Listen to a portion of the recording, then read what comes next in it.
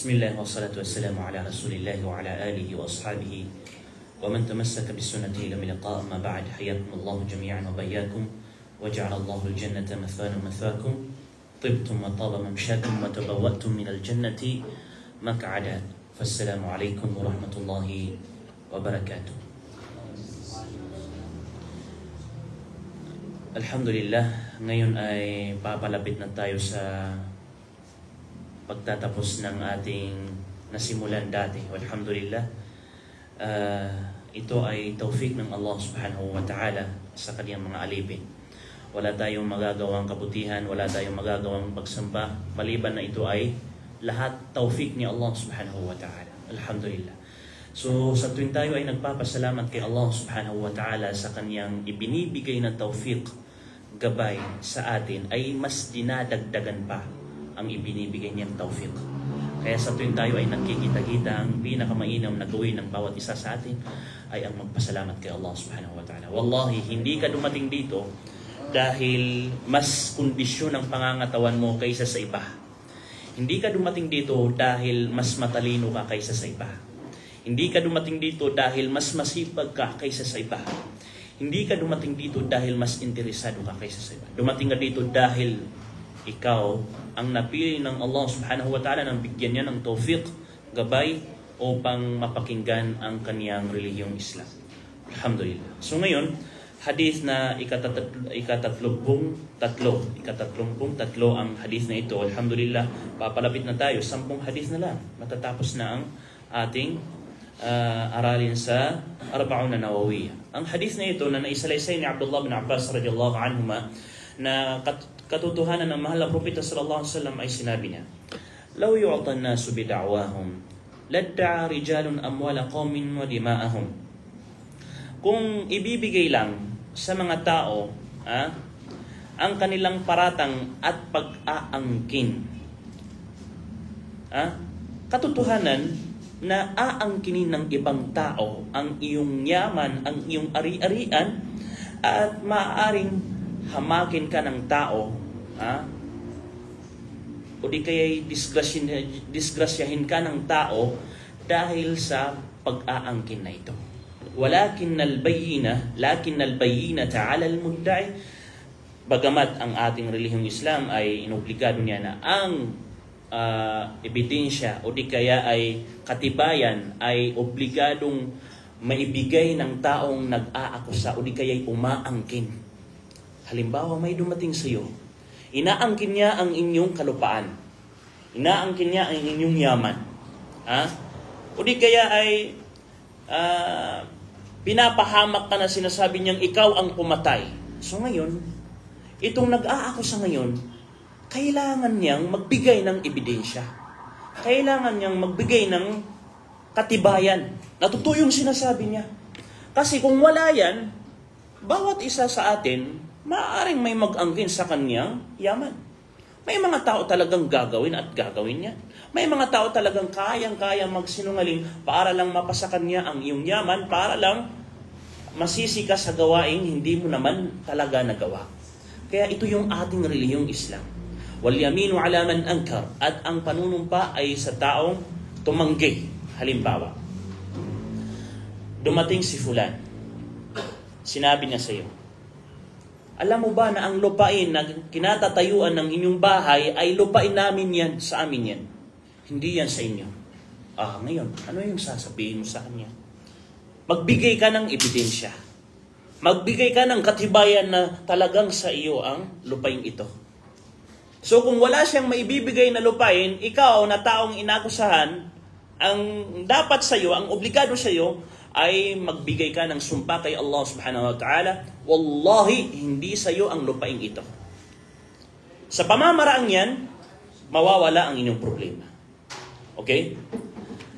Kasi kung hindi natin binigyan ng rules ang mga bagay-bagay, lalo na dito sa mga pag-aangkin sa mga ari-arian, lahat ng tao maaaring angkinin yung ninanais niyang makuha. Sa kapanahonan natin ngayon, marami, di ba? Marami yung umaangkin ngayon sa mga lupa-lupain, mga yaman, mga bahay. Marami yung umaangkin ngayon. Pero dapat may katibayan ka, may ebidensya ka na talagang sa'yo yun. Ito yung kautusan ng ating relihiyong Islam. Kaya nga napakadelikado yung pag-uutang, yung inuutangan mo, dapat kang magsulat ng kasulatan. Kasi ito yung kautusan ng ating relihiyong Islam. فَإِذَا تَدَايَنْتُمْ فَاكْتُبُوا. Pag kayo ay nag-utangan, sulat niyo. Isulat niyo yung nautang. Kasi kung ikaw, dumating ka sa kanya, sisingilin kita, may utang ka sa akin. Magkano? 100,000. O, ano yung katibayan mo? Wala tayong katibayan kasi magkapatid tayo eh. O, kung sumumpa itong lalaki, kahit nagsisinungaling pa siya, pag sumumpa siya, wala ka ng karapatan. Kasi wala kang katibayan eh. Wala kang ebidensya. So, kailangan may katibayan ka na inaangkin mo na may utang siya sa iyo. Kung may umutang sa iyo, kailangan may katibayan ka. Kailangan ikaw magsulat ka ng katibayan na si Fulan ay umutang ng ganyan, ganito. Kasi pag dumating yung time na tatraidorin ka ng taong ito, wala kang karapatan. Kasi wala kang ebidensya. So sa kanya, yung karapatan. Okay? So dito, ipinagutos ng ating relihiyong Islam, kapag may aangkinin ka, dapat may katibayan ka. May ebidensya ka. Okay? So ito yung pumipigil sa mga taong umaangkin ng mga ari-arian. Wala silang ebidensya. Ngayon, baliktad eh. Karamihan, minsan, sinasabi niyang, sumusumpa ako kay Allah na ang lupang yan ay sa akin. Inaangkin niya. O ngayon, hindi tatanggapin yung sumpa mo. Kasi yung sumpa, doon sa mga taong inaakusahan. Doon sa mga taong sinisingil mo. Yun yung sa kanila. Yung sumpa na yun. Pero kung halimbawa, ngayon, dumating sa iyo yung taong sumisingil, sa akin yung lupang tinatayuan niyo. May ebidensya ka ba? Wala akong ebidensya, pero alam ko na sa amin yan. Ngayon, yung taong sinisingilan, susumpa siya. O susumpa ka ba na hindi sa kanya yan? Hindi ko kayang sumumpa. Hindi niya kayang sumumpa. Dito, hahatulan siya ng nukul. Ang ibig sabihin nun, dahil hindi ka sumumpa, siya yung susumpa ngayon na sa kanya ngayon. Pag sumumpa yung taong naniningil, sa kanya yung sinisingil niya. Kahit wala siyang ebidensya. Kasi hindi ka sumumpa eh. So kailangan mo nang sumumpa para hindi mapasa kanya ang inaangkin niya. Wallahu ta'ala a'lam. Naam. Naam ya Ustaz.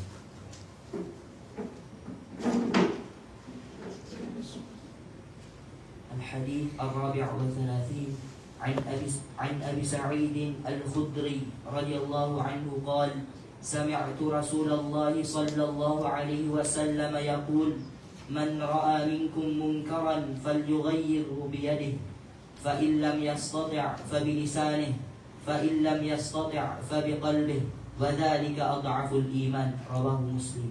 Allahul musta'an. Subhanallah. Hadith na mahal na Propeta sallallahu alaihi wasallam kung saan dito natin makikita kung hanggang saan yung pagiging Muslim natin. Sinabi ng Allah subhanahu wa ta'ala sa banal na Quran, kuntum khayra ummatin ukhrijat linnas ta'muruna bil ma'ruf wa tanhauna 'anil munkar wa tu'minuna billah. Bakit tayo naging numero 1 sa mga ummah ng mga nabi? Dahil tayo ay nag-uutos ng kabutihan, nagbabawal ng kasamaan, naniniwala kay Allah. Ito yung dahilan kung bakit ka naging Muslim. At kasama sa pinakamalaking palatandaan na obligado sa bawat isa sa atin ay ang pagbabawal ng kasamaan. Yung pag-uutos ng kabutihan, madali lang yun sa bawat isa sa atin. Pero ang mahirap, yung pagbabawal ng kasamaan. Ito yung mahirap talaga. Kasi sinabi pa ng Allah subhanahu wa ta'ala, pag ikaw hindi ka nagbawal ng kasamaan, kasama ka sa mga taong paparusahan ni Allah subhanahu wa ta'ala. Pag ikaw hindi ka nagbawal ng kasamaan na alam mong masama ang mga ginagawa ng mga taong ito, kasama ka sa madadamay sa parusa ng Allah subhanahu wa ta'ala. Ano ang dalil mula sa Quran? وَاتَّقُوا فِتْنَةً لَا تُصِيبَنَّ الَّذِينَ ظَلَمُوا مِنْكُمْ خَاصَّةً وَاعْلَمُوا أَنَّ اللَّهَ شَدِيدُ الْعِقَابِ sa Suratul Anfal. Katakutan ninyo ang fitna. Na ito yung parusa ni Allah subhanahu wa ta'ala na hindi lamang tatama sa mga taong gumagawa ng kasalanan Bagkus pati yung mga taong hindi gumagawa ng kasalanan na hindi sila nagbabawal ng kasalanan. Hindi kayo gumagawa ng kasalanan, pero hindi kayo nagbabawal ng kasalanan. Hindi nyo sila pinagbabawalan, kaya madadamay kayo. Madadamay kayo. Subhanallah. Ito yung dalil na obligado talaga na magbawal tayo ng kasamaan na nakikita natin. Huwag tayong maging bingi, huwag tayong maging... Ano ba yung hindi marunong magsalita? Pepe. First time kong nabanggit yan. Ha? Sa Maranao, Pangaw. Okay? Bawal yun sa isang Muslim. Titingnan mo lang yung masamang nakita mo, Allahu Akbar. Dito may mga maratibul inkar. May mga level yung pag-inkar, pagbawal natin ng kasamaan. Ito yung ipinaliwanag ng mahal na propeta sallallahu alaihi wasallam. Man ra'a minkum munkara. Sino man ang makakita sa inyo ng masama? Sino man sa inyo? Babae, lalaki, sino man sa inyo? Falyughayyirhu. Baguhin niya ito. Baguhin niya. Falyughayyirhu biyadihi. Baguhin niya ito sa pamamagitan ng kanyang kamay. Baguhin. Tingnan niyo. Magkaiba yung baguhin at saka yung sitain o di kaya ay ipagbawal. Magkaiba yun, ha? Sabi ng ating mga ulama, at-taghiru wan-nahi farqun bainahuma. Magkaiba yung sasabihin mong baguhin mo yan, okay? At yung sasabihin mong ipagbawal mo yan. Magkaiba yun. Kasi sa kapanahunan natin ngayon, marami yung nagbabawal pero wala pa rin pagbabagong nangyayari. Hindi ito yung ibig sabihin ng hadith. Ang gusto ng Rasulullah sallallahu alaihi wasallam, magbawal ka na may mangyayaring pangyayari o di kaya ay magbabago ang kanilang mga gawain. Ito yung gusto ng mahal na propeta sallallahu alaihi wasallam. Kasi karamihan sa atin ngayon, kahit may mga taong nagbabawal ngayon, doon lang sa pagbabawal. Pero wala silang taghyir, wala silang, hindi nababago yung sitwasyon. Di ba? Napapansin natin, nakikita natin, karamihan sa atin, walang taghyir. Wala tayong binabago sa kanila, pero pinagbawalan natin sila. Hindi yun yung purpose ng ating pagbabawal ng kasamaan. Ang purpose ng pagbabawal ng kasamaan ay upang mabago, upang mawala, o di kaya upang mabawasan ang kasamaan na nakikita natin. Yun yung purpose kung bakit tayo nagbabawal ng kasamaan. فَإِنْ لَمْ يَسْتَطِعْ فَبِلِسَانِهِ. Pag hindi mo naman kaya, hindi mo kaya sa pamamagitan ng iyong kamay, sa pamamagitan ng iyong lakas, na ito ay karamihan ay sa mga leader, ito kaya nila. Sa mga leader, oo, kaya nila. Sa mga amahan, sa kanilang pamumuno, sa kanilang pamilya, kaya nila. Pero pag hindi mo yun kaya, sa pamamagitan ng iyong kamay, ipagbawal ang masamang nakikita mo sa pamamagitan ng iyong kamay, sa pamamagitan ng iyong dila, fabilisanihi, sa pamamagitan ng iyong dila. Napagsabihan mo sila na ito ay pinagbabawal ng Allah subhanahu wa ta'ala sa magandang paraan. Kasi pagkakaintindi ng iba, pag sinabing dapat mo siyang pagbawalan, ay dapat masakit na yung pamamaraan natin. Hindi ganoon. Dapat may hikmah, may wisdom tayong ginagamit. Okay? Halimbawa na lang. Halimbawa, may nakita kang taong naka-t-shirt ng may larawan na tao sa kanyang t-shirt. Ito'y ipinagbabawal sa ating relihiyong Islam. Ito'y haram. Pero kung sasabihin mo sa kanya, uy, hubarin mo yan. Bawal yan, haram yan. Oo, totoo yung sinabi mo sa kanya, pero baka hindi niya tanggapin kasi masakit eh. Sinabi mo kaagad na, bawal yan, haram yan. Pero kung idadaan mo sa magandang way, magandang pamamaraan, baka tanggapin niya. Halimbawa, bro, saan mo nabili yung t-shirt mo? Napakaganda ng t-shirt mo. Sa Gmall, mura lang to. Masya Allah. Gusto kong bumili pero ayaw kong bumili kasi yung nakalagay na larawan dyan, pinagbabawal kasi yan sa Islam. Sayang, maganda pa naman. Oh, doon, hindi niya naramdaman na pinagbawalan mo siya, wallahi, huhubarin yun. Hindi niya naramdaman. Yung hikmah, yung wisdom natin sa mga tao. Kung paano tayo magbawal, dapat gamitin natin yun. Kasi, may mga pamamaraan eh. May mga pamamaraan. May mga pamamaraan. So, kasama yan sa mga pamamaraan. فَإِنْ لَمْ يَسْتَطِعْ فَبِقَلْبِهِ. Kung hindi mo kaya, ipagbawal ang masamang nakikita mo, fabiqalbihi. Ipagbawal mo ito sa pamamagitan ng iyong puso. Dito sa iyong puso na kung saan napapaloob dito na hindi ka sang-ayon dito. Na ito talaga ay totally 100% na masama. Ito talaga ay haram. Hindi ka sang-ayon dito. Kasi hindi mo kayang ipagbawal. Kasi maaring mapinsalaan ka o di kaya ay masiraan ka o di kaya ay magkaroon ka ng rido, away, alitan pag ipinagbawal mo. Kaya hindi mo kayang sabihin, kaya dito lang sa puso.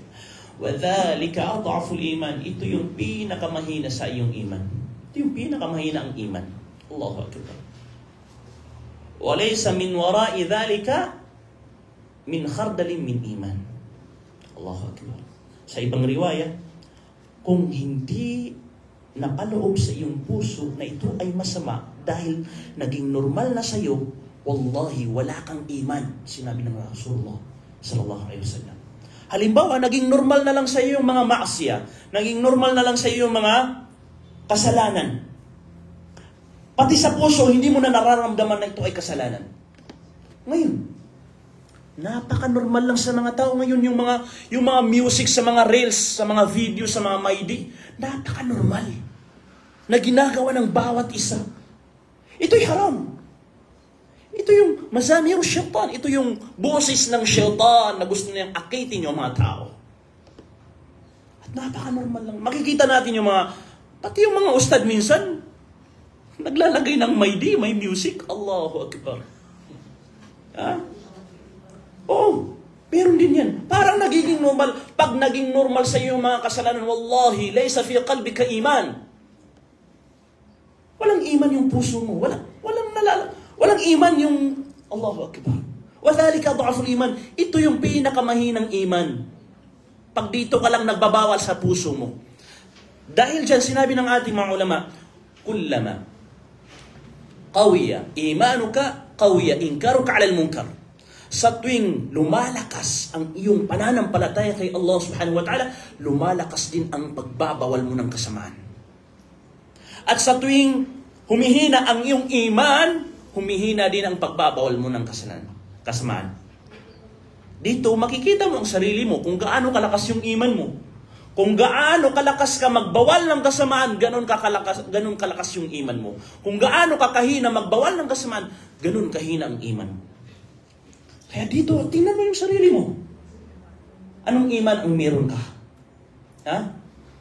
Baka ngayon, sumasama ka na ngayon sa mga opinion na, pabayaan nyo na lang yan. Buhay nila yan. Hindi ganun yung Muslim. Huwag tayo makinig sa mga ganitong mindset na, pabayaan nyo sila. Kung gusto nilang pumasok sa impyerno, edi pumasok sa impyerno. Kung gusto nilang gumawa ng haram, edi gumawa ng haram. Wala na tayong pakialam sa kanila. Hindi ganito ang Islam. Dapat ang Muslim, pakialaman mo ang mga tao. La yuhibbu ahadukum. Ano yung hadith ng mahal na propeta sallallahu alaihi wasallam? La yu'minu ahadukum hatta yuhibba li akhihi ma yuhibbu li nafsihi. Hindi makukumpleto ang iyong iman pag hindi mo minamahal ang iyong kapatid tulad ng pagmamahal mo sa iyong sarili. Sa anong pamamaraan? Gusto mong makapasok sa paraiso? Dapat gusto mo rin makapasok siya sa paraiso. Gusto mong ipagbawal ang kasamaan sa iyo? Dapat gusto mo rin ipagbawal ang kasamaan sa kanya. Ganun yun. Huwag tayong makisabay sa mga taong, pabayaan nyo yan, buhay nila yan, wala tayong pakialam dyan. Asikasuhin natin yung buhay natin. Hindi ganun. Kaya nga sinabi ng mahal na propeta sallallahu alaihi wasallam, man ra'a minkum munkaran. Sino man ang makakakita sa inyo ng masama. So ngayon, kailangan may makita ka sa mga nakapaligid sa iyo. Maging pakialamero ka sa pamamaraang ipinag-utos ng Islam. Ipagbawal ang masama, ipag-utos ang kabutihan. Kasi marami na ngayon pabayaan mo yan, buhay na yan. Hindi ganun. Wallahi, lahat tayo, subhanallah, lahat tayo ay makakapasok sa parusa ng Allah subhanahu wa ta'ala pag hindi tayo nagbawal ng kasamaan. Nabanggit sa mga hadith na mahal na propeta sallallahu alaihi wasallam, ang mga Yahud, bakit sila pinarusa ng Allah subhanahu wa ta'ala? Sa Quran, kanu la yatanahawna 'an munkarin fa'alu. Hindi nila ipinagbabawal yung nakikita nilang mga kasamaan. Kaya yun, pinarusahan sila ng Allah subhanahu wa ta'ala. Kasama yung mga taong hindi gumagawa ng kasalanan, pero pinarusahan pa rin sila ng Allah dahil hindi sila nagbabawal ng kasalanan. Kasamaan. Subhanallah. So, sana ibigyan tayo ng Allah subhanahu wa ta'ala na malakas na iman para maging malakas din yung pag-ingkar, pagbawal natin ng mga kasamaan. Amin. Allah ta'ala a'lam. Na'am. الحديث الخامس والثلاثين عن أبي هريرة رضي الله عنه قال قال رسول الله صلى الله عليه وسلم لا تحاسدوا ولا تناجشوا ولا تباغضوا ولا تدابروا ولا يبع بعضكم على بيع بعض وكونوا عباد الله إخوانا المسلم أخو المسلم لا يظلمه ولا يخذله ولا يكذبه ولا يحقره التقوى ها هنا ويشير إلى صدره 3 مرات بحسب امرئ من الشر أن يحقر أخاه المسلم كل المسلم على المسلم حرام دمه وماله وعرضه رواه مسلم. Mashallah, tabarakallah. Hadith na kung saan ito yung guide natin kung papaano tayo makikitungo sa ating mga kapatid. Papaano tayo makikitungo sa ating mga kapitbahay? Papaano tayo makikitungo sa ating mga kamag-anak? Papaano tayo makikitungo sa ating mga kaibigan? Ito yung hadith na dapat nating isapuso, dapat nating isagawa. Napakaganda ng hadith na ito. Sinabi ng ating mahal na propeta sallallahu alaihi wasallam, la tahasadu. Huwag kayong mag-inggitan. Huwag niyong kainggitan ang isa't isa sa inyo. Kasi dito, kung bakit nagkakawatak-watak ang magkakaibigan, magkakapatid, magkakapitbahay dahil sa inggit. Nakita mong may bagong biyaya ang taong ito. May bagong kotse, may bagong cellphone, may bagong ganyan, ganito. Naiinggit ka. Na gusto mong mawala sa kanya yun. Na gusto mong mapawala sa kanya at sinasabi mo, sa akin na lang yan. Sana ako na lang yung gumagamit niyan. Sana naka-iPhone na lang ako katulad niya. Allah, inggit yan. Wallahi, inggit yan. Wala tahasad. Kaya kung may makikita ka na magandang bagay sa kapatid mo, sa kapitbahay mo, sa kamag-anak mo, huwag mong kainggitan. Ipinagbawal yan ng ating mahal na propeta sallallahu alaihi wasallam. Anong dapat natin gawin? Pag may nakita ka, normal lang sa tao na naiinggit, nagsisilos. Pero pag may nakita ka, sasabihin mo yung, Allahumma barik lahu, warzuqni mithlahu. O ya Allah, gawin mong ito ay barakah sa kanya, at biyayaan mo ako ng katulad niya. Allahu Akbar. Ito yung maganda talaga. Ito yung magandang gawain.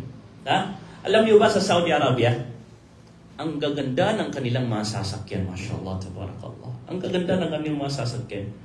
Yung mga, Allahu Akbar. Sa tuwing dinadaanan namin yung parking lot ni Sheikh Nasif, kasi sabay kami niyan eh. Sa tuwing pupunta kami ng Jamia, tapos dadaanan namin yung mga kotse doon, yung mga sasakyan doon. Talagang mashallah.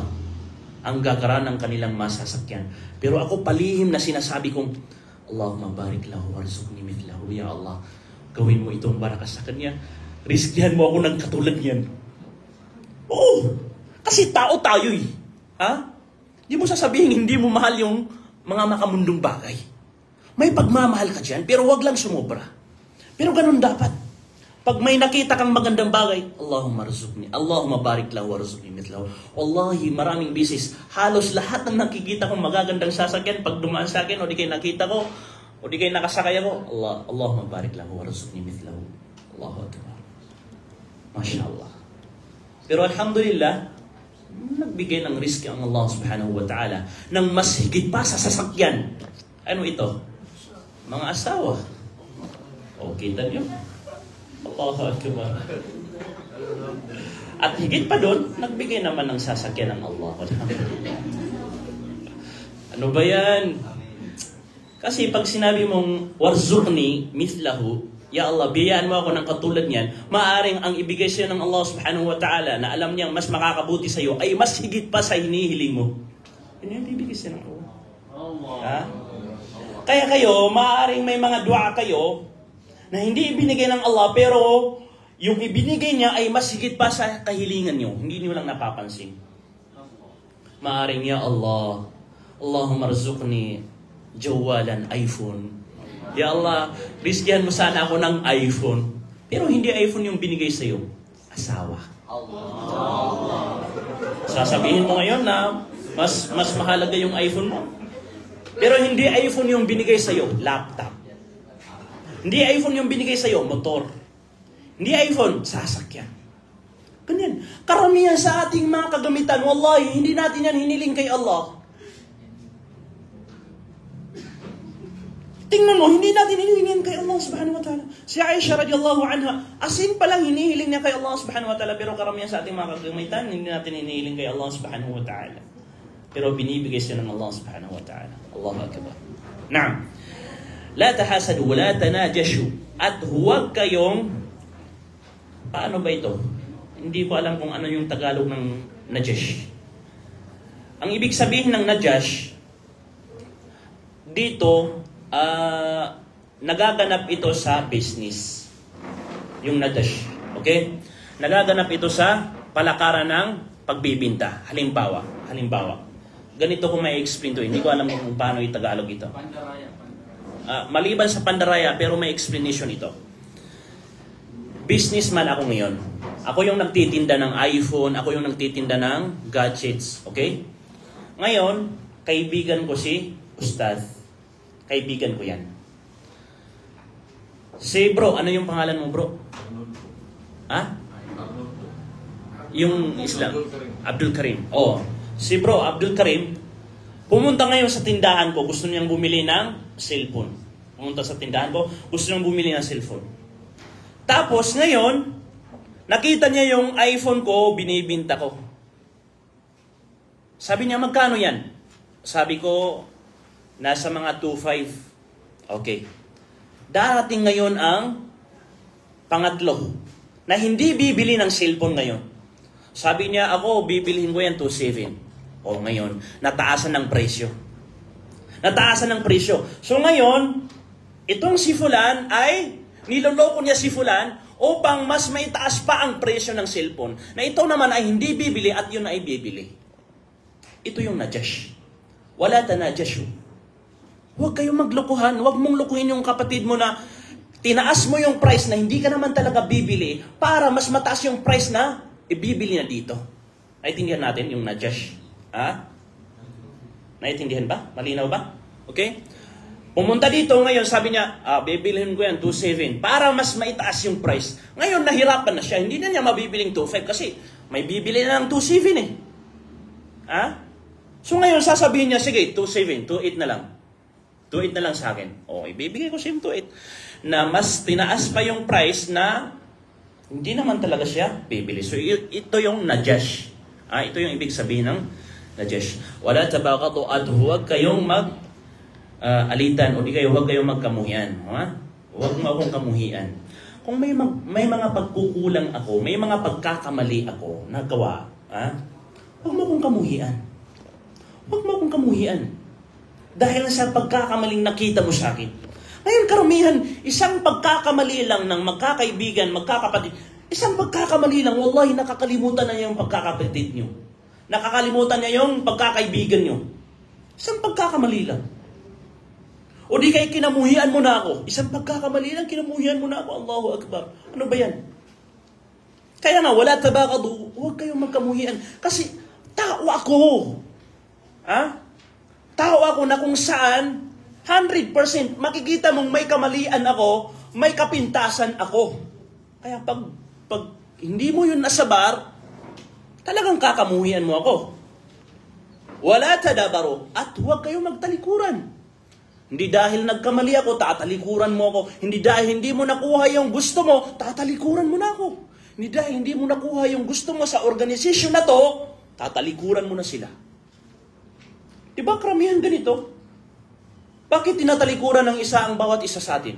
Kasi may personal na gusto niyang kunin sa'yo na hindi naman niya nakuha, tapos tumalikod na. Ayun, wala na. Hindi na nakikipagtulungan. May mga ganitong tao. Kaya nga ipinagbawal ng mahal na propeta. Kasi mga tao tayo eh. Nagkakamali, nagkukulang, may kapintasan. Ha? Ganito tayo, tao tayo, pero ganun pa man, hindi tayo perfecto, hindi tayo kompleto. Kaya ang pagsasabar, ang pagkakaibigan, ang pagkakapatiran, yun yung kukumpleto sa ating mga pagkakamali. Yun yung kukumpleto sa ating mga pagkukulang. Halimbawa, kayong mag-asawa. Talagang walang perfectong mag-asawa. Walang perfectong mag-asawa. Talagang may mali ang lalaki at may mali rin ang babae. Ganun talaga yung pamumuhay. Walang perfectong pamumuhay dito sa mundo. Kaya magkakamali yung asawa mo, huwag mong isipin na, talak na lang kita. Ha? Huwag ganun. Dahil may kaugalian yung asawa mo na ayaw mo, talak na lang kita. Huwag ganun. Pag may kulang yung asawa mo, nagkukulang, o di kaya nagkamali, o di kaya ay may kapintasan, ang kukumpleto nito ay ang pagmamahal mo sa kanya. Allah. Sorry sa mga single. At yan naman, di ganun po mga Roma. Ganun.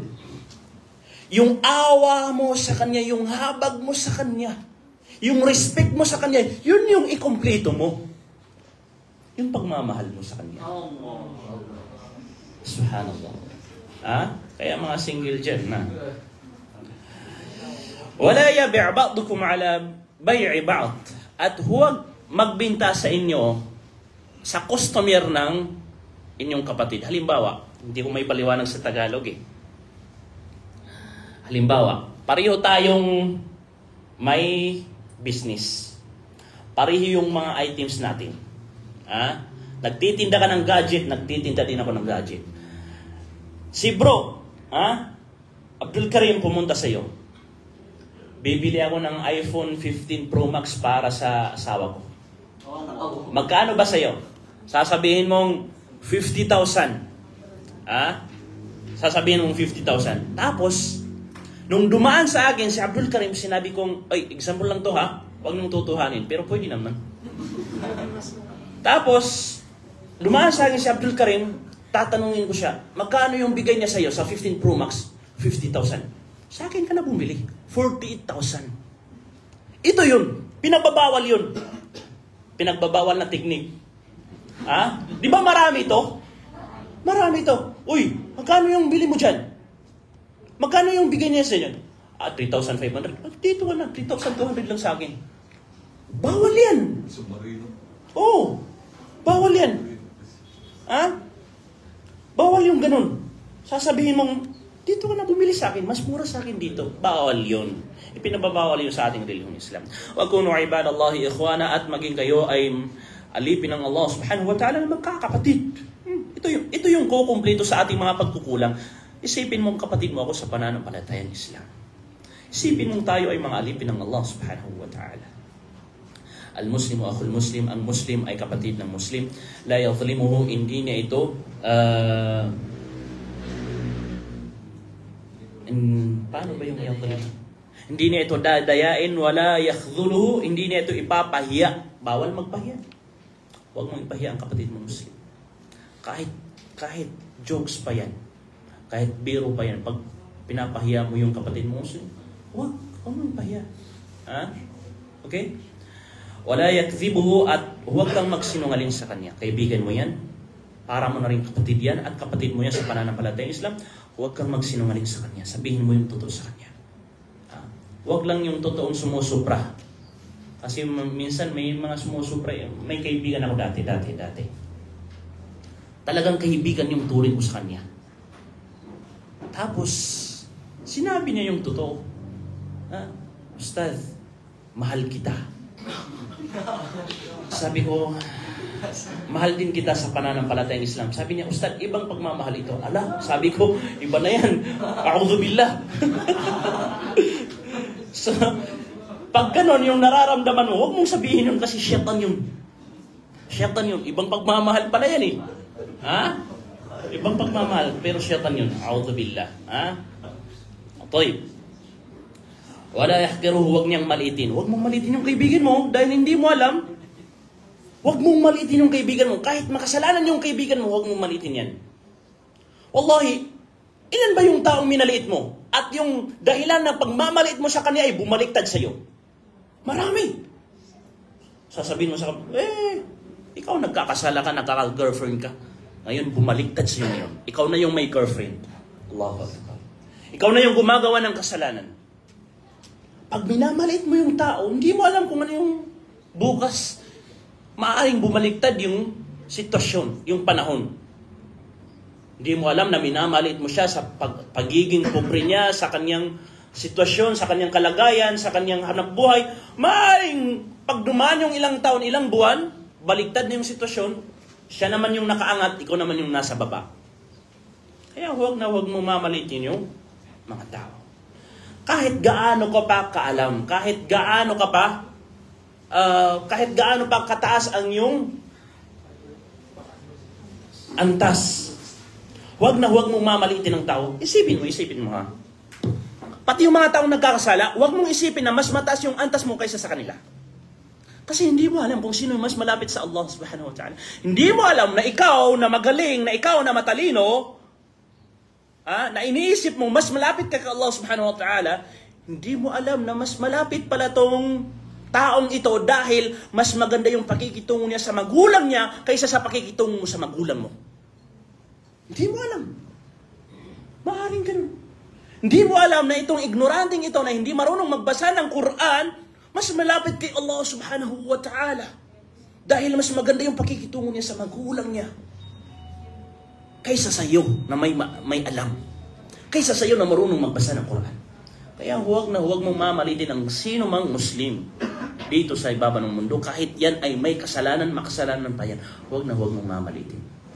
Ang mga taong mga kasalanan, hindi tayo nakikipag-ugnayan sa kanila na minamalit natin sila. Makikipag-ugnayan tayo sa kanila sa pamamagitan ng bibigyan natin sila ng payo, pagbabawalan natin sila, pero yung mamaliitin natin sila dahil sa kanila mga gawain, bawal yan. Wallahi, haram yan. Kahit makasalanan pa yan, haram yan. Tayyib. At-taqwa hahuna. Ang totoong takot kay Allah subhanahu wa ta'ala ay nasa puso. Allah, nasa puso. Wala yan sa pananamit ng tao. Wala yan sa salita ng tao. Wala yan sa gawa ng tao. Ang totoong takwa nasa puso yan. Nasa puso. Allah. Fala tuzakku anfusakum. Kaya huwag niyong linisin ang inyong mga sarili. Huwag niyong dalisayin ang inyong mga sarili.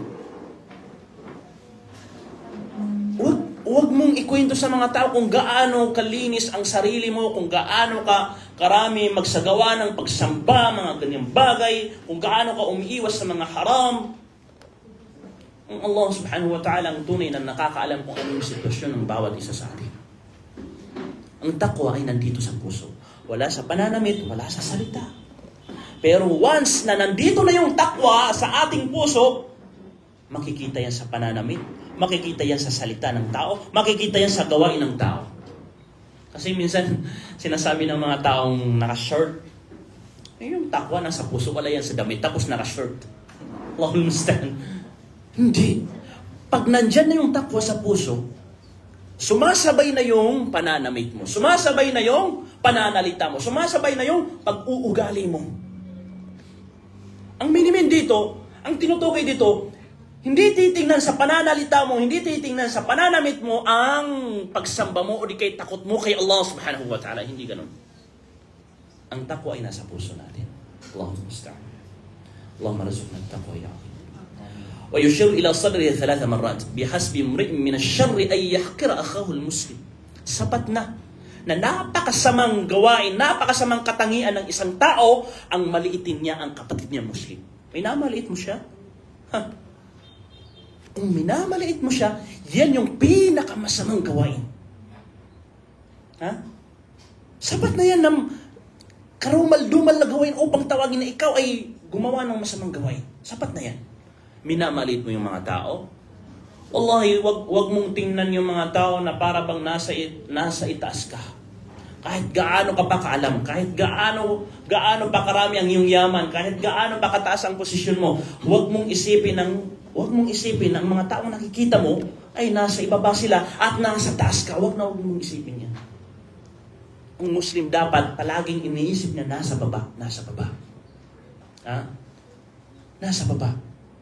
Kasi hindi mo alam, yung bawat isa sa atin may mga pagkukulang. Minsan magbigay ka ng oras, muhasabatun nafs.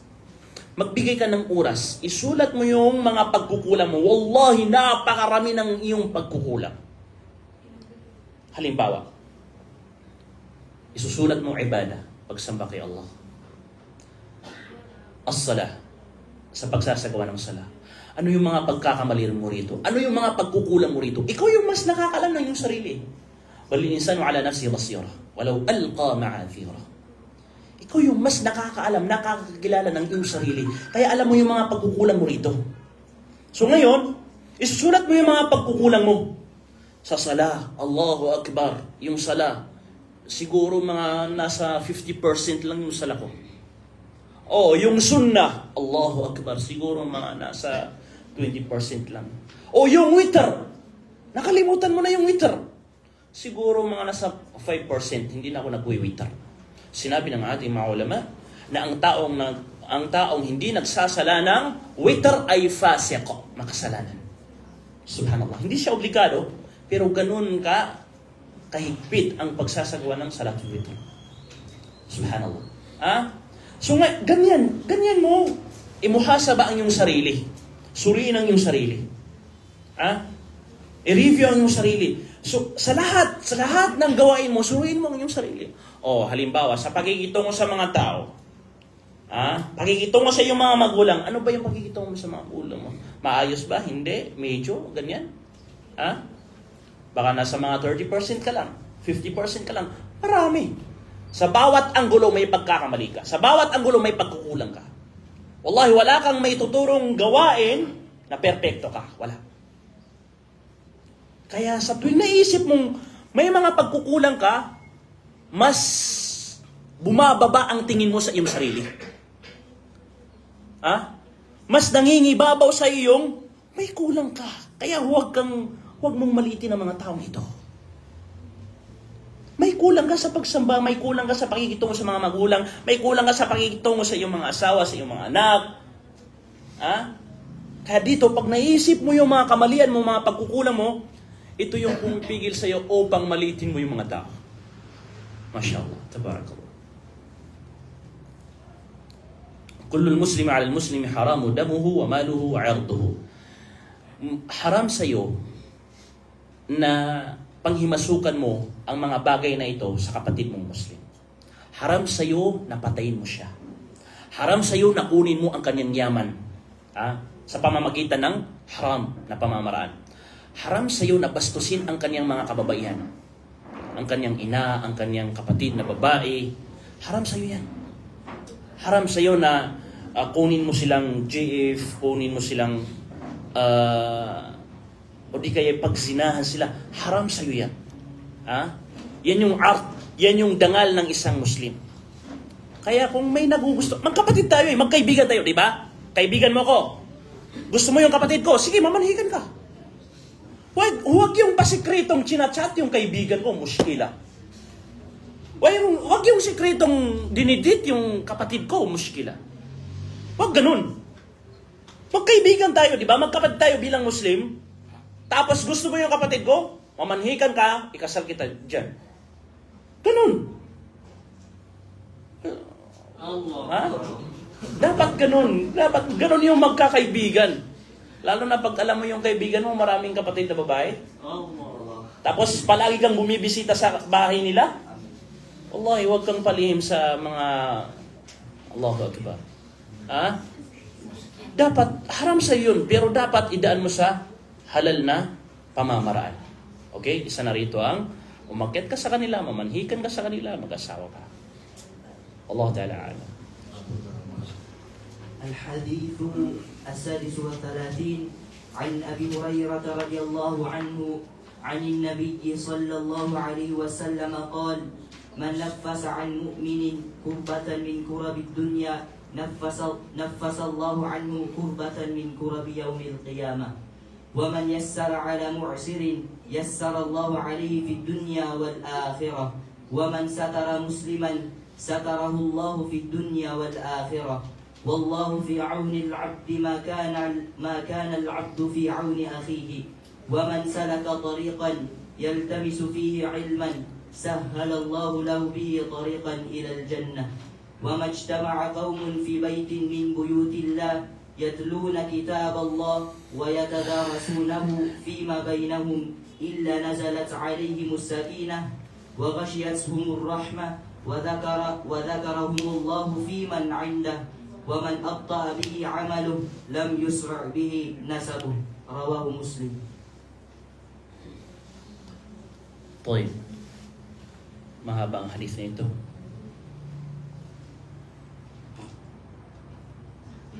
Pwede bang mag-rest muna tayo? Paglakari yan. Sumasakit na to. طيب, sinabi ng mahal na propeta sallallahu alaihi wasallam, man nafasa an mu'minin kurbatan min kurabi dunya nafasa Allah anhu kurbatan min kurabi yawmil qiyamah wa man yassara ala mu'sirin yassara Allah alayhi fi dunya wal akhirah wa man satara musliman satarahu Allah fi dunya wal akhirah. Ang ibig sabihin nito, bilang isang Muslim, kailangan maging katangian mo yung isa kang matulungin. Ito yung ibig sabihin ng hadith. Matulungin sa mga taong nangangailangan. Dahil kung gaano sila tinutulungan, ganun ka rin tutulungan ng Allah. Kung gaano mo sinusolusyonan ang kanilang problema, wallahi, ganun din susolusyonan ng Allah subhanahu wa ta'ala ang iyong mga problema. Kung gaano mo sila, kung gaano ka nagbibigay ng oras sa kanila, o di kaya kung gaano ka nag-aalay ng oras sa kanila sa pagtulong sa kanila, wallahi, ganun kalaki ang gantimpala mo kay Allah subhanahu wa ta'ala. Man nafasa an mu'minin kurbatan min kurabi dunya, ang sino man ang solusyonan niya ang problema ng isa sa kanyang mga kapatid na mga kamusliman, nakasama sa mga problema dito sa mundo. Halimbawa, may problema si fulan, dumating sa iyo, aking kapatid, may problema. Ano yung problema mo? Ang problema ko, nag-away kami ng asawa ko. Ngayon, hindi na ako pinapauwi. Ngayon, pag nasolusyonan mo yan, wallahi, solusyonan ng Allah subhanahu wa ta'ala ang inyong mga problema dito sa mundo at sa kabilang buhay. Kasi solusyonan mo yan. Pupunta ka sa sister. Sister, ano yung problema? Kasi si mister umuwi ng hating gabi. Ikaw naman pala yun. Umuwi ka ng hating gabi nang walang dahilan. O sige. Dapat ibigay mong pag walang dahilan, hindi ka na uuwi ng hating gabi. Pag nasolusyonan mo yan, wallahi, solusyonan ng Allah subhanahu wa ta'ala ang mga problema. Hindi lang yan. Halimbawa, may utang yung kapatid mo. May utang yung kapatid mo na Muslim. O di kayo may pangangailangan. O di kayo na-hospital ang kanyang kapatid. Na-hospital ang kanyang nanay. Lahat ng pangangailangan na kaya mong solusyonan, kaya mong tulungan na ang taong ito. Wallahi, gaano mo man tinutulungan ng taong ito, ganun ka rin tutulungan ng Allah subhanahu wa ta'ala. Man yassara ala mu'sirin yassara Allah alayhi fi dunya wal akhirah. Ganun din. Nabanggit sa mga hadith ng mahal na propeta sallallahu alaihi wasallam na may isang lalaki na husiba yawmal qiyamah. Sa kabilang buhay, ang lalaking ito ay walaysa fi mizanihi khair. Wala siyang nagawang kabutihan. Itong lalaking ito, wala siyang nagawang kabutihan. Walakinahu khalaqan nas. Bagamat ito ay lalaki na nakikisalamuha sa maraming tao. Ako lang ba?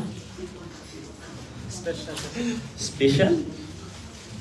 Toy, nakikisalamuha sa maraming tao. At kasama sa kanyang gawain ay sinasabi niya sa kanyang mga anak, o aking mga anak, huwag niyo nang singilin si fulan dahil wala siyang maibayad. Ito, nagkakautang ito. Huwag niyo nang singilin si fulan dahil wala siyang maibayad. Sa kabilang buhay, sasabihin ng Allah subhanahu wa ta'ala, kung siya ay nagpatawad sa alipin, na katulad niyang alipin, nagpatawad siya, gayon din ang gagawin ko sa kanya ngayon, na patatawarin ko siya. Padadaliin ko sa kanya ang lahat. Subhanallah. Ganun yung Man yassara ala mu'sirin. Sino yung nagpagaan sa mga nahihirapan? Pinagaan mo yung kalooban nila. Sa kahit anong paraan, pinagaan yung kalooban nila. Halimbawa sa panahon ngayon, maraming nakapag-chat. Sheikh, gusto kong mag-asawa, wala akong pera, wala akong mahar. O sige, kung tutulungan mo yan, Allahu Akbar. Baka yan yung dahilan. Natulungan ka rin ng Allah subhanahu wa ta'ala sa kabilang buhay. Ha?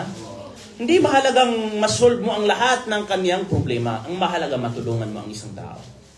Hindi mahalaga na masolusyonan mo ang lahat ng kanyang problema. Ang mahalaga na saksyan ng Allah subhanahu wa ta'ala na tinulungan mo ang taong ito. Tayyib? Tayyib. Wallahu fi auni al-'abdi ma kana al-'abdu fi auni akhihi. At ang Allah subhanahu wa ta'ala ay tutulungan niya ang kanyang alipin na kung saan alipin na ito ay kasama sa kanyang katangian ay tinutulungan niya din yung mga tao. Tinutulungan niya din yung mga nangangailangan. Ang hadith na ito ay nagpapahiwatig na huwag kang maging madamot, huwag kang maging selfish. Dapat maging isa kang matulungin sa mga kapwa mo tao, mga nangangailangan. Kahit hindi pa yan Muslim. Kahit hindi pa yan Muslim, halimbawa Kristiyano, kung kailangan nilang tulong, tulungan mo sila. Maliban na lamang kung ito ay pinagbabawal ng Islam. Halimbawa ay kasama sa mga ipinagbabawal ng Islam ay huwag mo silang tulungan sa kanilang relihiyon. Pag doon mo sila tinulungan, ito, bawal ito. Sasabihin nila sa'yo, bro, wala kaming simbahan dito sa lugar namin. Pwede bang mag-donate ka para matulungan mo kami, makapagsagawa kami, makapagtayo kami ng simbahan namin? Ito hindi, haram ito. Kasi sa relihiyon nila. Pero kung na-hospital yung anak niya, o di kay asawa niya, sasabihin sa'yo, tulungan mo kami kasi hindi namin kayang lumabas sa hospital. Dito pwede. Pwede mo silang tulungan. طيب. وَمَنْ سَلَكَ طَرِيقًا يَلْتَمِسُ فِيهِ عِلْمًا سَهَّلَ اللَّهُ لَهُ بِهِ طَرِيقًا إِلَى الْجَنَّةِ. At sino man ang taong dumaan sa daanan, pamamaraan, يَلْتَمِسُ فِيهِ عِلْمًا, na nagsasaliksik yan ng kaalaman dito. سَهَّلَ اللَّهُ لَهُ بِهِ طَرِيقًا إِلَى الْجَنَّةِ. Padadaliin sa kanya ng Allah subhanahu wa ta'ala ang daan patungo paraiso. Ibig sabihin nito, ang ibig sabihin ng yaltamis ay yung simpleng pananaliksik lang ng kaalaman. Yung simple lang, yung napaka simpleng pananaliksik. Yung iltimas, yung ganito lang. Yung hahawakan mo lang, yun yung iltimas. Ganyan lang, simple lang. Yun yung iltimas, yun yung binigay na example na mahal na propeta sallallahu alaihi wasallam na kahit napakasimple yung pamamaraan mo sa pagsasaliksik ng kaalaman, ito, magiging dahilan yan na padadaliin sa iyo ng Allah subhanahu wa ta'ala ang daan papuntang paraiso. Allahu Akbar. Limada? Lianna talab al-ilmi ibadah. Una sa lahat, ang pagsasaliksik ng kaalaman ay uri ng pagsamba para kay Allah subhanahu wa ta'ala. Pangalawa, lianna al-ilm, dahil ang kaalaman ay malalaman mo rito kung ano ang tama at kung ano ang mali, kung saan ang patungo paraiso at kung saan patungo impyerno. Dahil sa kaalaman. Tayyib. وَمَا اجْتَمَعَ قَوْمٌ فِي بَيْتٍ مِّن بُيُوتِ اللَّهِ يَتْلُونَ كِتَابَ اللَّهِ وَيَتَدَارَسُونَهُ فِيمَا بَيْنَهُمْ إِلَّا نَزَلَتْ عَلَيْهِمُ السَّكِينَةُ وَغَشِيَتْهُمُ الرَّحْمَةُ وَذَكَرَهُمُ اللَّهُ فِي مَنْ عِندَهُ. Allahu Akbar. At wala sa mga tao, wala sino mang sa mga tao ang magtipon-tipon sila sa mga fi baytin min buyutillah, sa bahay na kasama sa mga bahay ng Allah, ang ito ay mga masjid. Kung nagtitipon-tipon sila sa mga masjid, ano ang mangyayari sa kanila? Bakit masjid yung binanggit? Pag masjid ba ang binanggit, masjid lang, hindi tayo kasama rito? Hindi. Ang ibig sabihin ng hadith nito, kaya binanggit ang masjid kasi yun yung kadalasan na doon nag-aaral at nagsasaliksik ang mga tao sa kapanahunan ng mahal na propeta sallallahu alaihi wasallam. Pero makakapasok ba ang lugar natin ngayon sa Islamic Center? Makakapasok ba ito? Oo. Bakit? Dahil nandito pa rin yung gawain natin sa masjid na kung saan yun yung pagsasaliksik ng kaalaman. Sino man yung mga taong nagtitipon-tipon, yatluna kitab Allah, binabasa nila ang aklat ng Allah subhanahu wa ta'ala, ito yung Quran, wa yatadarasunahu fima bainahum, pinag-aaralan nila ito. Ito yung relihiyong Islam. Illa nazalat alayhimus sakinah wa ghashiyatuhumur rahmah, maliban na lamang na sila ay nazalat alayhimus sakina. Ano ba yung Tagalog ng sakina? Kapanatagan. Ha? Magbababa ang Allah subhanahu wa ta'ala ng kapanatagan. Wallahi, bawat isa sa atin ngayon panatag ang kaniyang puso. Tingnan nyo. Ngayon panatag yung puso natin. Kanina may mga problema tayo kanina eh. Before tayo pumunta rito, may mga problema tayo. May mga iniisip tayo ngayon. Pero ngayon panatag yung puso natin dahil pinag-aaralan natin yung relihiyon ng Allah subhanahu wa ta'ala. Pero kung ang dinidiscuss natin dito ay about business, wallahi yung mga problema mo nandyan pa rin yan sa isip mo. Nandyan pa rin yan sa puso mo. Ngayon, kung hindi panatag yung puso mo, ay hindi ka kasama sa amin. Iba yung intention mo. Hindi ka nananaliksik ng kaalaman kung ganon. Nazalat alayhimus sakina. Ibababa ng Allah subhanahu wa ta'ala ang kapanatagan, magiging panatag ang kalooban mo. Kanina, ang dami nating problema eh. Ngayon, parang gumagaan na yung kalooban natin. Ha? Ganito yung Islam, ganito yung pag-aaral sa ating yung Islam. Pananaliksik, panatag yung kalooban ng bawat isa sa atin. Walhamdulillah. وَغَشْيَتْهُمُ الرَّحْمَةِ. Nakatawag yung katawan ni Tagalog yan. Paano ba yan? At babalutin sila ng mga malaika ng awa. Awa. Babalutin tayo ng mga awa. Allahu Akbar. Kaaawaan ka ng Allah subhanahu wa ta'ala na ikaw na nandito ngayon, na nakikinig ngayon. Subhanallah. Dahil sa pangangaral mo sa Islam, dahil sa pananaliksik mo sa ating relihiyong Islam. وَذَكَرَهُمُ اللَّهُ فِي مَنْ عِنْدَهُ. Allahu Akbar. At babanggitin ka ng Allah subhanahu wa ta'ala sa kanyang mga malaika. Sasabihin ng Allah subhanahu wa ta'ala. Ngayon mismo, sasabihin ng Allah subhanahu wa ta'ala, Unduru ila abdi fulan. Tingnan nyo, ang aking alipin na si fulan. Nakikinig ngayon. Pinag-aaralan ng aking relihiyong Islam. Tingnan nyo, ang aking alipin na si fulan. Babanggitin yung pangalan mo doon sa itaas, sa mga malaika. Na pinupuri ka ng Allah subhanahu wa ta'ala. Hindi lang ako. Hindi lang ikaw. Lahat tayo iisa-isayin ng Allah subhanahu wa ta'ala. Tingnan niyo ang aking alipin na si fulan. Nakikinig siya, pinag-aaralan. Sinasaliksik ang aking relihiyong Islam. At titingnan ka ng mga malaika. Allahu Akbar. Hahangaan ka ng mga malaika. Ipagdudua ka ng mga malaika. Dahil nandito nga ngayon, nagsasaliksik ng kaalaman. Subhanallah. Itong pananaliksik ng kaalaman, subhanallah. Nabanggit pa sa ibang riwaya, ibang hadith, na mahal na propeta sallallahu alaihi wasallam, na ipapanalangin ka ng mga malaika, ipapanalangin ka ng mga isda, ipapanalangin ka ng mga langgam. Ipapanalangin ka nila dahil nananaliksik ka ng kaalaman. Allahu Akbar. Hindi dahil gusto mo ng posisyon, hindi dahil gusto mo ng magkaroon ng magandang business, magkaroon ng magandang kabuhayan. Dahil nakaupo ka ngayon at nakikinig ka, nananaliksik ka ng ating relihiyong Islam. Yun yung dahilan. Wala nang iba pa. Subhanallah. Ito sapat na to para mabigyan tayo ng lakas ng loob na huwag tayong panghinaan sa pagsasaliksik ng kaalaman. Lalo na yung mga kapatid natin mga balik Islam. Huwag niyong isipin na dahil kayo ay mga balik Islam at kami ay mga born Muslim ay nangunguna na kami sa larangan ng pagsasaliksik ng kaalaman. Hindi ganun. Hindi. Hindi kasi pag susumikapan nyo yan, maaaring mas mauna pa yung kaalaman nyo kaysa sa amin. Wallahi. Hadith na kung saan, wallahi, sa tuwing nababasa natin ito, sa tuwing naalala natin ang hadith na ito, kahit gaano pa tayo kabisi, kahit gaano ang ating oras, kailangan nating magsaliksik ng kaalaman. Para lang dito. وَذَكَرَ اللَّهُ فِي مَنْ عِنْدَهُ. Allahu Akbar. Allah Ta'ala a'lam. Na'am. Saan?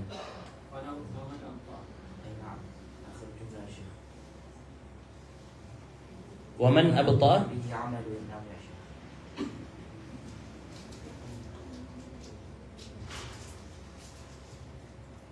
وَمَنْ أَبْطَأَ بِهِ عَمَلُهُ لَمْ يُسْرِعْ بِهِ نَسَبُهُ. Hindi ko nabasa ito. Pasensya na, hindi ko nabasa. At hindi ko alam kung ano ang maksud dito. Pero kung babasahin natin sa syarah, pwedeng basahin natin, pero matatagalan tayo. Kasi before ako pumunta rito, binabasa ko yung kitab na syarah ng hadith na ito. Pero ang sa riwaya na ito na waman abta bihi amaluhu lam yusra bihi nasabuhu. Hindi ko alam ang maksud dito, kaya hindi natin i-discuss ito. Inshallah next meeting natin. Next hadith. الحديث السابع وثلاثين عن ابن عباس رضي الله عنهما عن رسول الله صلى الله عليه وسلم فيما يرويه عن ربه تبارك وتعالى قال إن الله كتب الحسنات والسيئات ثم بين ذلك فمن هم بحسنة فلم يعملها كتبها الله عنده حسنة كاملة وإن هم بها فعملها كتبها الله عنده 10 حسنات إلى 700 ضعف إلى ضعف كثيرة وإن هم بسيئة فلم يعملها كتبها الله عنده حسنة كاملة وإن هم بها فعملها كتبها الله سيئة واحدة رواه البخاري ومسلم. ما شاء الله تبارك الله يا رب ما رحمك يا رب. Ito'y kasama sa mga hadithul qudsi. Na si Allah subhanahu wa ta'ala ang nagpahiwatig nito, nagsabi nito. Sinabi ng Allah subhanahu wa ta'ala fima yarwihi an Rabbi tabaraka wa ta'ala qala inna Allah kataba al-hasanat was sayyi'at. Katotohanan ng Allah subhanahu wa ta'ala ay isinulat niya ang mga hasanat at mga sayyi'at, ang mga mabubuting gawain at mga masasamang gawain. Pero gaano kalaki ang habag ng Allah subhanahu wa ta'ala sa kanyang mga alipin. Subhanallah. ثم بين ذلك فمن هم بحسنة فلم يعملها كتبها الله عنده حسنة كاملة. Ganito kalaki ang awa, habag ng Allah subhanahu wa ta'ala. Pag may naisip kang magandang gawain, may naisip kang magandang gawain, pero hindi mo naman nagawa, hindi mo nagawa dahil may dahilan kung bakit hindi mo nagawa, o di kay tinamad ka, o di kay nagkasakit ka, hindi mo nagawa ang naisip mong gawain. Katabaha Allahu indahu hasanatan kamila. Isusulat pa rin yun ng Allah subhanahu wa ta'ala na ikaw ay nakagawa ng isang hasana. Kahit hindi mo yun nagawa. Dahil lang sa intensyon hangarin mo na nandito sa puso mo, isusulat pa rin yun ng Allah subhanahu wa ta'ala. Kahit hindi mo nagawa. Allahu Akbar. Wa in hamma biha fa'amilaha katabaha Allahu 'indahu 10 hasanatin ila 700 dha'fin ila ad'afin kathira. At pag nagawa mo yung naisip mo na magandang gawain, isusulat ng Allah subhanahu wa ta'ala na para kang gumawa ng 10 beses na magandang gawain. Nag-iisa lang yung ginawa mo. Ila 700 dha'f. Hanggang sa umabot sa 700 times. Depende yan sa niyya. Ala hasabi quwwati an-niyya. Depende yan sa lakas ng iyong niyya.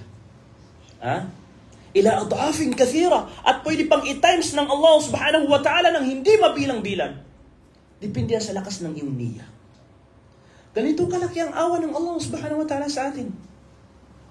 وَإِنْ هَمَّ بِسَيِّئَةٍ فَلَمْ يَعْمَلْهَا كَتَبَهُ اللَّهُ عِنْدَهُ حَسَنَةً كَامِلَةً. At kung siya naman ay nag-isip siya ng gagawa siya ng masama. Ngayon gagawa siya ng masama.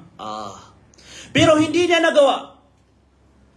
كَتَبَهُ اللَّهُ عِنْدَهُ حَسَنَةً كَامِلَةً. Isusulat pa rin ng Allah subhanahu wa ta'ala na gumawa ka ng mabuting gawain. Dahil hindi mo ginawa ang masamang gawain na naisip mo. Allahu Akbar. Subhanallah. Ano yun? Paano yun?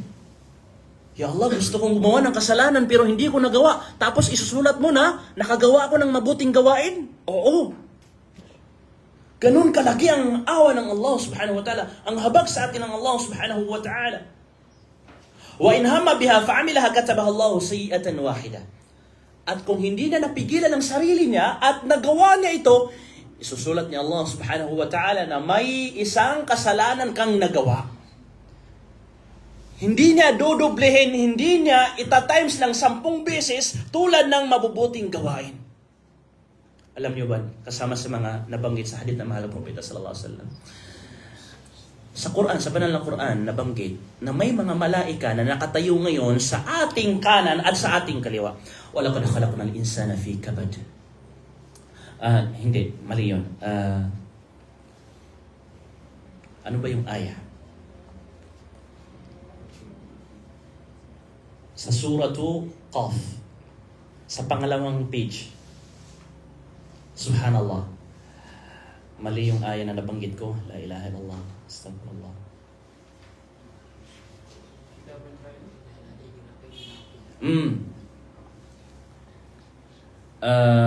Before that, yung pinakaunang ayat.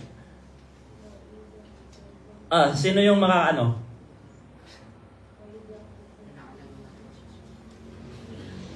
وَلَقَدْ خَلَقْنَا الْإِنسَانَ وَنَعْلَمُ مَا تُوَسْوِسُ بِهِ نَفْسُهُ.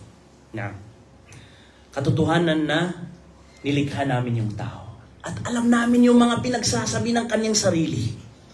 وَنَحْنُ أَقْرَبُ إِلَيْهِ مِنْ حَبْلِ الْوَرِيدِ إِذْ يَتَلَقَّى الْمُتَلَقِّيَانِ عَنِ الْيَمِينِ وَعَنِ الشِّمَالِ قَعِيدٌ. Lahat ng kanyang gawain, lahat ng kanyang sasabihin, مَا يَلْفِظُ مِنْ قَوْلٍ إِلَّا لَدَيْهِ رَقِيبٌ عَتِيدٌ. May malaika dito na nakatayo dito sa bandang kanan at may malaika na nakatayo sa bandang kaliwa. At ang malaika na nakatayo sa bandang kanan, isusulat niya ang magagandang gawain mo. Magagandang nasabi mo. Yung malaika na banda sa kilid, sa kaliwa, ang isusulat niya yung masasamang gawain mo. Pero, sinusunod ng anghel sa bandang kaliwa ang anghel sa bandang kanan. Kaya pag gumawa ang tao ng kasalanan, sasabihin ng anghel na nandito sa kaliwa, sa kanan, isusulat ko ba ang nagawa niyang kasalanan? Sasabihin ng anghel na nandito sa kanan, huwag mo munang isulat. Huwag mo munang isulat hanggat lumubog ang araw, baka sakaling siya ay mag-istighfar kay Allah. Allahu Akbar. Allah. Pero kung ikaw ay gumawa ng kabutihan, wallahi, automatic na isusulat ng nasa bandang kanan at 10 times na. Kung nagsadaka ka ng 100, ang isusulat na dyan, 10 times, 1,000. Para kang nagsadaka ng 1,000. Kung nagsadaka ka ng 1,000, 10,000. Allahu Akbar. Subhanallah. Ganito kalaki ang habag ng Allah subhanahu wa ta'ala sa kanyang mga alipin. Paano ka hindi makakapasok ng paraiso kung ganito pala? Makitung ang Allah sa mga alipin niya. Mas malaki ang habag ng Allah subhanahu wa ta'ala kaysa sa puot at galit sa mga alipin na hindi nananampalataya. Subhanallah. Dito lang isip natin kung gaano kalaki ang habag-awa ng Allah subhanahu wa ta'ala. Kung makakagawa tayo ng magagandang gawain, dudublihin ng Allah subhanahu wa ta'ala ng napakaraming bisis. Umaabot pa ng 700 times. Umaabot pa ng hindi mo kayang bilangin. Pero kung gagawa ka ng masama at nagawa mo yung masama, isang masama lang yung isusulat ng Allah subhanahu wa ta'ala. At kung gusto mong gumawa ng masama at hindi mo naman nagawa, isusulat ng Allah subhanahu wa ta'ala na gumawa ka ng kabutihan. Isang kabutihan. Dahil hindi mo nagawa ang masamang yaon. Subhanallah. Naam. Allah ta'ala alam. Al-Hadith al-38 عن أبي هريرة رضي الله عنه قال حسبك. قال 1, 2, 3, 4, 5. Pireplan ba na hadith next week? يلا نعم. عن أبي هريرة رضي الله عنه قال قال رسول الله صلى الله عليه وسلم إن الله تعالى قال من عاد لي وليا فقد آذنته بالحرب وما تقرب إلي عبدي بشيء أحب إلي مما افترضته عليه ولا يزال عبدي يتقرب إلي بالنوافل حتى أحبه فإذا أحببته كنت سمعه الذي يسمع به وبصره الذي يبصر به ويده التي يبطش بها ورجله التي يمشي بها ولئن سألني لأعطينه ولئن استعاذني لأعيذنه رواه البخاري. Subhanallah. Naam. Sa hadith na ito, may mga syubha ang mga ilang sikta sa hadith na ito. nakikita niyo sa Facebook yung si Otto at yung Taosu pa yung isa. Maganda nun yung isa. Kasi sabi niya na pag nagsasalita ako, parang si Allah ang nagsasalita. Pag ginagalaw ko ito, parang si Allah ang gumagalaw nito. Nakita niyo yun? Ang kulang na lang, sabihin ko na ako si Allah. Yun. Ito yung dalil nila. Itong hadith na ito ang dalil nila. Okay. Ano ba ang ibig sabihin nito? Qala Rasulullah sallallahu alaihi wasallam, Inna Allah Ta'ala qala, katotohanan ng Allah subhanahu wa ta'ala na sinabi niya, Man adali waliyan faqad adhantuhu bil harb. Ang sino man ang apihin niya ang aking alipin, ang tunay na nananampalataya kay Allah subhanahu wa ta'ala, ang isang mu'min, wali. Ang isang mu'min, alipin ng Allah subhanahu wa ta'ala, kakampi ng Allah subhanahu wa ta'ala, tagasunod ng Allah subhanahu wa ta'ala. Faqad adhantuhu bil harb. Ako na mismo ang magiging kaaway niya, sinabi ng Allah. Subhanallah.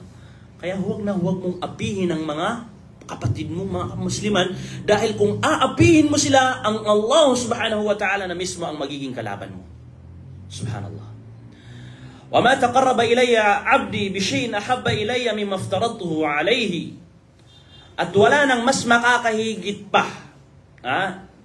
na pinakamainam na pagsamba na iaalay ng aking alipin sa akin, na mas mahihigitan yung mga obligado. Wala nang mas makahigit pa sa mga obligado. Minsan nagkakamali yung tao Ngayon, Ramadan, halimbawa sa Ramadan, nagtatarawih sila, nagsasala ng tarawih, hindi sila nagsasala ng salatul isya. Ano ba yan? Tinalikuran yung mga obligado, pero sinagawa yung mga sunnah. Hindi ganun. Yun yung pinakamainam na ialay, gawin natin para kay Allah subhanahu wa ta'ala, yung mga obligado na inobligado ng Allah subhanahu wa ta'ala. Wala nang mas makakahigit pa. Wala yazalu abdi yataqarrabu ilayya bin nawafil hatta uhibbah. Gusto mong mahalin ka ng Allah subhanahu wa ta'ala? Magparami ka ng sunnah. Gawin mo ang mga sunnah. Gawin mo ang mga tahajjud, qiyamul layl. Gawin mo ang mga salatul duha. Gusto mong mahalin ka ng Allah subhanahu wa ta'ala. Wala nang mas makakahigit pa na iaalay mo para kay Allah subhanahu wa ta'ala upang mahalin ka na mas mahigitan pa yung mga sunnah. Ito. Gawin mo yung mga sunnah kung gusto mong mahalin ka ng Allah subhanahu wa ta'ala. Kasama sa mga palatandaan na mahal ka ng Allah subhanahu wa ta'ala, palagi kang binibigyan ng tawfiq sa pagsasagawa ng mga sunnah. Ito kasama sa mga palatandaan. Kung hindi ka nagsasagawa ng sunnah, Allahi, ba'id. Malabo kung mamahalin ka ng Allah subhanahu wa ta'ala. Allahu Akbar. Malabo kung mamahalin ka. Kasi yan yung palatandaan. Nagsasagawa tayo ng obligado.